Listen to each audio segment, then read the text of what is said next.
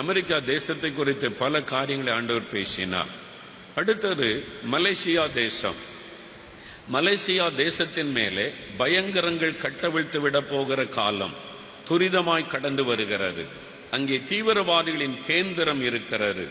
அவர்கள் அமர்ந்திருக்கக்கூடிய இடங்கள், பதிவிடங்கள், அவர்கள் பதுங்கி இருக்கிற சாலைகள், அவர்கள் திட்டமிடுகிற கூடாரங்கள் பல இருக்கிறது.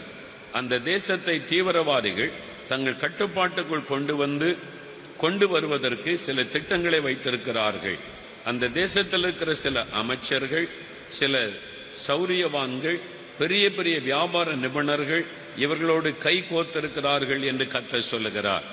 தீவிரவாதிகள், நம் பார்க்கிற ஐஎஸ் தீவிரவாதிகள் இனி மலேசியாவை தங்களுடைய கேந்திரமாய் வைத்துக் கொள்ள, அந்த நாட்டை தங்களுடைய கட்டுப்பாட்டுக்குள் கொண்டு வர, அவங்க அதை பேஸாக வைத்து செயல்பட தீவிரமாய் செயல்படுகிறார்கள். சீக்கிரத்தில் அந்த செய்திகள் வரும் பாருங்க.